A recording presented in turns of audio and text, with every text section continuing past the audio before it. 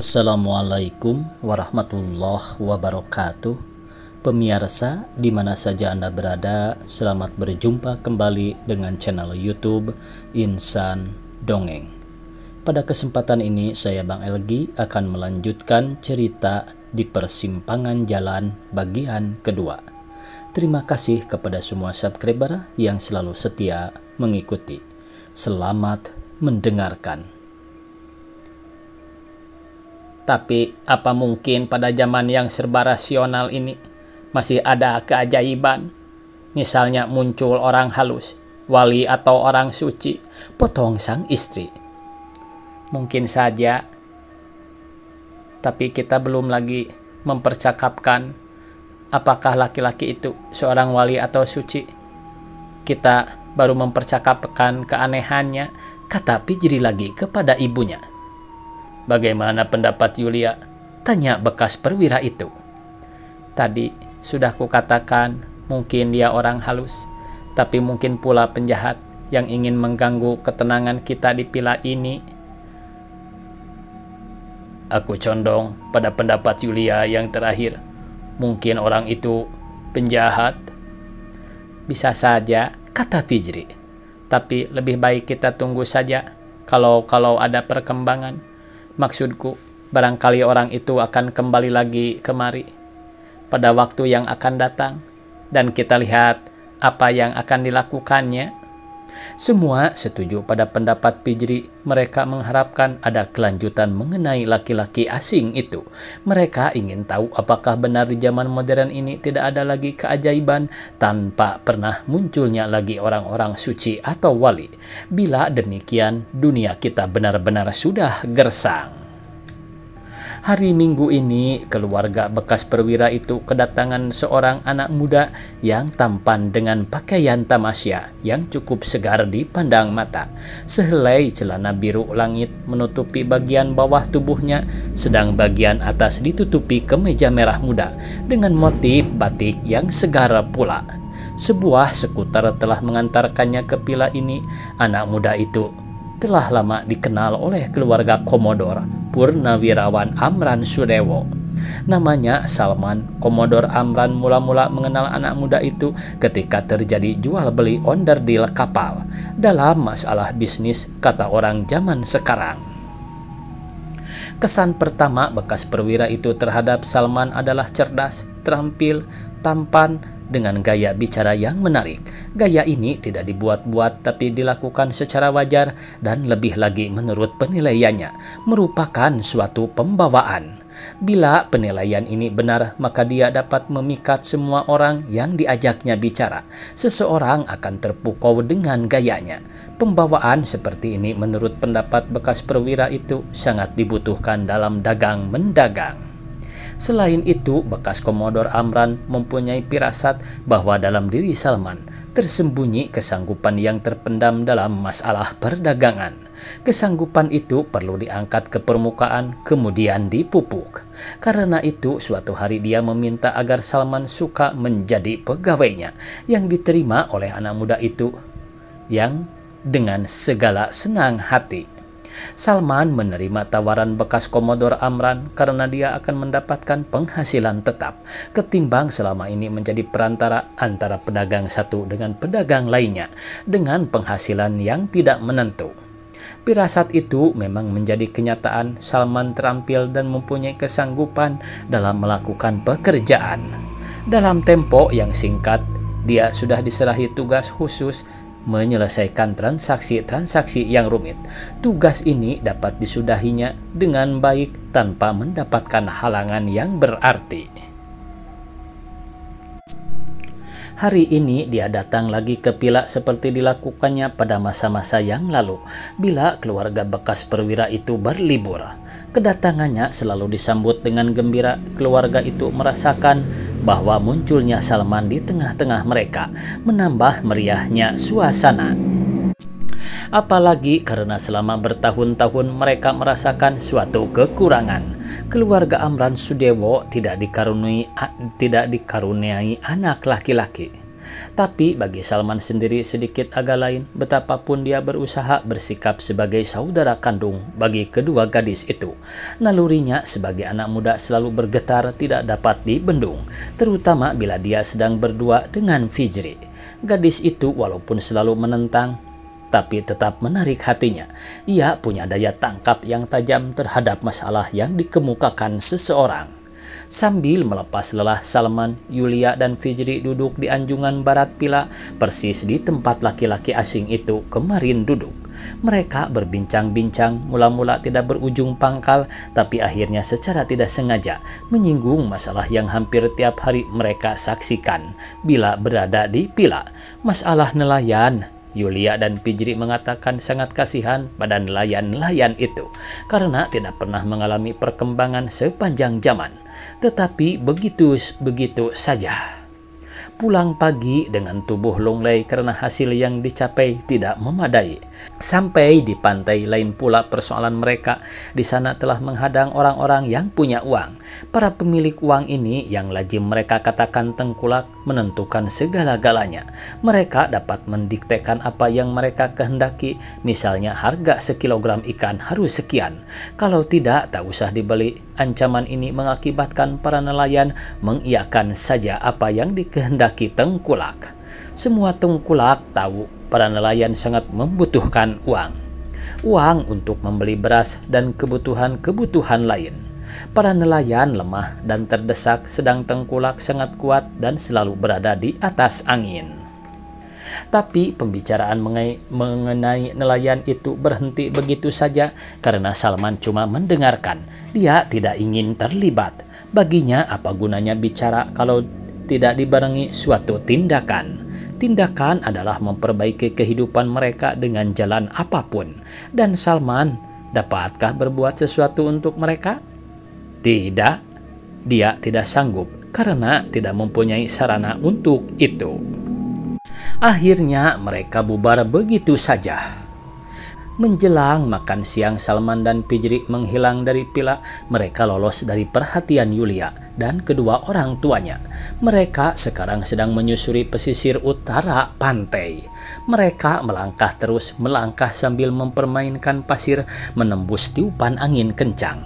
Rambut Fijri yang panjang terurai indah dalam tiupan angin. Dia menengadah agar derayan itu tidak menutup mukanya, tapi rambutnya tetap nakal.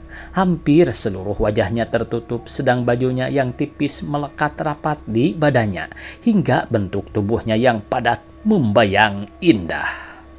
Darah Salman tiba-tiba mendesir menyaksikan pemandangan itu. Ditatapnya wajah Fijri dengan tajam dan tanpa sadar. Dia menjemput tangan gadis itu sambil menyuruhnya mempercepat langkah. Di atas sebuah batu besar, di bawah pohon bakau yang rindang, mereka berhenti dan duduk. Keduanya memandang ke laut lepas yang sedang dihantam gelombang barat yang besar. Angin dan gelombang cukup besar. Fijri memulai bicara. Dan selalu bersatu. Sudah kodrat alam.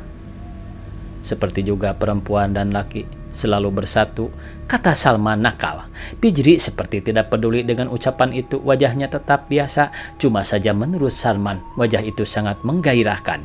Ada suatu tantangan yang terpancar dari sana, dan baru kali ini Salman memperhatikannya dengan sungguh-sungguh setelah mereka berada di sini, di suatu tempat yang jauh dari orang ramai.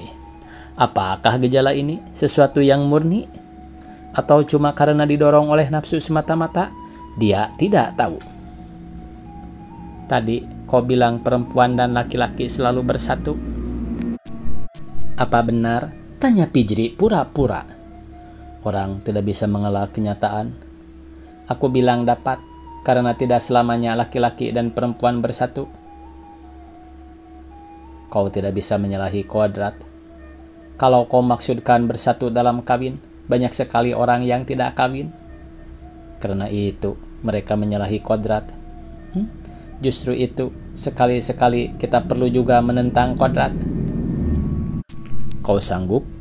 Aku tidak mengatakan sanggup atau tidak. Aku tanya, kau sanggup? Kita belum sampai pada pertanyaan demikian. Salman tidak ingin mendesakkan pertanyaan itu supaya dijawab. Kembali dia memperhatikan wajah gadis itu. Hatinya mengatakan bahwa wajah dan pikirannya sungguh-sungguh bertolak belakang. Pikirannya mengatakan bahwa tidak selamanya perempuan dan laki bersatu dalam perkawinan atau bersatu dalam naluri kekelaminan. Tapi wajahnya mengundang gairah laki-laki untuk menikmatinya. Wajah dan bibir itu begitu menantang untuk dikuasai. Wajah itu sama sekali tidak ada cacatnya. Begitu pula bentuk tubuhnya yang dibaluti daging yang padat. "Naluri apa yang mendorong kita kemari?" tanya Salman tiba-tiba. Pijri sedikit tersentak. "Naluri apa yang mendorong kita?" ulang Salman. "Baru pertama kali ini kita lepas berdua, seperti sepasang burung merpati. Sebelumnya tidak pernah," kata Pijri nakal menjawab pertanyaan Salman tidak langsung. "Karena kita laki-laki dan perempuan." "Lalu kau mau berbuat apa?" Pijri menantang. "Aku dapat berbuat segala-galanya kalau aku mau." "Mustahil." "Tapi ini..." Sambil mengucapkan perkataan itu, Salman merangkul tubuh Pijri tanpa canggung. Mula-mula gadis itu menolak. Aneh sekali rasanya, badan baru pertama kali dipeluk seorang laki-laki. Tapi akhirnya dia menyerah. Keduanya saling berpelukan sangat erat, kemudian saling berciuman penuh gairah. Angin yang bertiup sangat kencang dan gemuruh gelombang yang kian hingar seakan tidak peduli dengan kejadian itu. Rambut Pijri yang panjang terurai ditiup angin menutupi kedua wajah mereka, hingga akhirnya mereka merasa diganggu oleh rambut itu. Walaupun Pijri berusaha melepaskan diri, tapi Salman menahannya karena dia belum puas merangkul tubuh gadis yang penuh berisi itu. "Akhirnya kodrat menang," kata Pijri seperti menyerah, sambil sekali lagi berusaha melepaskan tubuhnya dari pelukan Salman. Salman tersentak mendengar ucapan itu. Dia tak menyangka Pijri akan mengaku kalah secepat itu. "Akhirnya kau menyerah?" "Aku akui. Tapi ini bukan sebagai permulaan." "Apa maksudmu?" tanya Pijri. "Maksudku, permulaannya belum lagi kita mulai." "Jadi, kapan?" "Aku belum berani mengatakan kita sudah mulai. Sesuatu yang sudah dimulai akan menemukan titik akhir, dan ini sangat menyakitkan." "Kau sanksi?" "Tidak, sebagai peringatan saja." "Aku pun sadar," kata Pijri. Angin dan gelombang tetap menggemuruh seperti hati mereka menggemuruh waktu berciuman tadi. Salman menjemput tangan Pijri dan sekarang mereka menuju jalan pulang. Di barat ada 2 ekor burung elang laut sedang berjuang menentang arah angin. Salman menunjukkan pada Pijri kedua binatang itu. Ia menduga mereka adalah jantan dan betina. Kedua ekor burung itu berpasangan karena demikianlah kodrat menghendakinya. Mereka tidak bisa melawan kodrat. Mungkin mereka sedang menuju bukit sebelah sana Teluk, karena di sana sedang menunggu anak yang mereka tinggalkan. Anak yang sedang kelaparan tentunya, atau mungkin juga kedua binatang itu sepasang muda-mudi seperti mereka, sedang mufakat membina rumah tangga. Menjelang pukul 3 sore mereka baru sampai di Pila. Mereka ditunggu beberapa saat tadi waktu makan siang, tapi mereka tidak kunjung muncul. Akhirnya bekas perwira itu, sang istri dan Yulia memutuskan untuk makan dulu. Dia sempat juga bertanya pada Yulia kemana Salman dan Pijri menghilang. Yulia mengatakan tidak tahu, mungkin mereka sedang mencari lokan di pantai atau sedang asik di suatu tempat. Lanjutnya nakal, dia seakan ingin memancing perhatian kedua orang tuanya pada Salman dan Pijri. Tapi mereka tidak tertarik pada pancingan itu. Kedua orang tuanya terus makan seperti tidak ada persoalan. Cuma saja sepengetahuan mereka baru pertama kali ini Salman dan Pijri menghilang berdua. Mengherankan juga. Pijri dan Salman mendapat Pila itu sunyi sepi, tak tampak seorang pun, penjaga gerbang pun tidak ada. Bekas perwira itu, sang istri dan Yulia rupanya sedang berada di kamar masing-masing istirahat. Tanpa mengucapkan sepatah kata pun, Pijri mendatangi lemari makan, kemudian mengeluarkan apa yang ada dalam lemari itu. Dia memberi isyarat pada Salman supaya duduk di meja makan. Isi lemari itu terdiri dari nasi dalam panci, bandeng bakar, lalap, sambal terasi, dan sayur lodeh. Pepaya yang sudah dikupas, itulah semuanya. Pijri menyendoki nasi untuk Salman, masih tanpa mengeluarkan ucapan sepatah kata pun. Salman menyambut nasi tanpa bicara pula, cuma dia sedikit heran melihat tingkah anak gadis itu. Biasanya kalau mereka makan bersama, Salman tak pernah disendokkan nasi, dia sendiri menyendokinya. Tapi kali ini lain, mungkin karena tidak ada orang lain, pikir Salman. Salman tidak mau menduga karena kejadian barusan. Mereka makan dengan lahap. Pijri memberi isyarat lagi, mereka tidak boleh mengeluarkan sepatah kata pun. Dia nampaknya tidak mau diganggu orang lain dalam keasikan ini. Salman mengikuti saja isyarat itu dengan mengangguk dan mengangguk. Pijri tersenyum melihat anggukan kepala Salman secara beruntun. Dia teringat pada tekukur yang sedang memikat betinanya. Menjelang usai Pijri dan Salman makan, tiba-tiba mereka dikagetkan oleh deritnya pintu dibuka. Bersamaan dengan itu muncullah Yulia dari sana. Wajahnya tidak membayangkan rasa heran menyaksikan dua sejoli itu makan bersama, karena nampaknya dia sudah tahu apa yang dilakukan Salman dan Pijri sejak tadi. Dia tersenyum sambil jalan seenaknya menuju meja makan.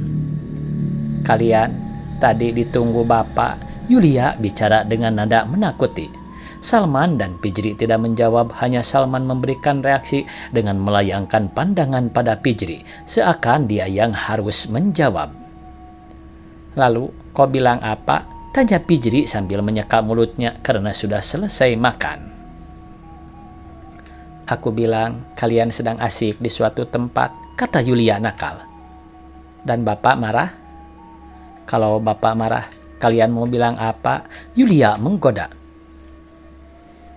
"Bapak tidak akan marah," kata Pijri pasti. "Tapi kenapa kau menduga Bapak marah? Karena kau menakut-nakuti." "Bagaimana kau tahu?" tanya Yulia. "Nada kau bicara." Memang benar tadi. Sebelum makan kami menunggu kalian. Tapi karena tidak muncul-muncul, kami makan duluan." Yulia bicara seenaknya. "Tapi Bapak kan tidak marah?" Pijri ingin kepastian. "Nah, sekarang ketahuan kau takut." "Ah, tidak. Kenapa harus takut?" "Kenapa kau tanya seperti itu?" "Barangkali," kata Pijri seenaknya kepada kakaknya Yulia. "Tadi kami jalan-jalan menyusur pantai." Salman memotong pembicaraan kedua gadis itu. "Sayang, Yulia tidak ikut. Sebuah pemandangan yang indah, gelombang bergulung-gulung. Di sebelah sana ada sebatang pohon bakau yang rimbun dengan sebuah batu besar di bawahnya. Sangat romantis untuk berteduh," kata Salman sambil menyiasati wajah Pijri. Tapi Pijri tidak memberikan reaksi apa-apa. "Selain itu," tanya Yulia. "Selain itu, ya serba menyenangkan. Karena kalian cuma berdua." Yulia bergurau. Tanpa sadar, Salman dan Pijri saling berpandangan mendengar ucapan Yulia demikian. "Oh, tidak juga." Tidak juga." Sekarang Pijri yang bicara. "Lalu kami pulang. Di jalan pulang kami menyaksikan 2 ekor burung elang sedang berjuang melawan angin menuju bukit di seberang sana telu." Lanjut Pijri lagi. "Mereka tentu jantan dan betina seperti kalian." "Dari mana kau tahu?" "Burung elang tidak akan berpasangan sesama jenis." Salman mengiyakan apa yang dikatakan Yulia, kemudian percakapan itu berhenti begitu saja. Mereka buyar dari meja makan. Pancingan Yulia untuk mengetahui apa yang telah mereka lakukan waktu menghilang tidak mendapat tanggapan. Kita kisahkan di kemudian harinya. Mereka memutuskan tidak pulang ke kota Minggu sore ini karena ingin memperpanjang liburan itu semalam lagi. Bekas perwira itu memutuskan beberapa saat yang lalu karena menurut pendapatnya petang ini sangat cerah. Angin bertiup dengan tenang dan langit yang memayungi villa itu kelihatan biru jernih laksana beludru. Kita akan menikmati keindahan malam ini, katanya. Waktunya habis pemirsa, dicukupkan sekian. Billahi taufiq wal hidayah. Wassalamualaikum warahmatullahi wabarakatuh.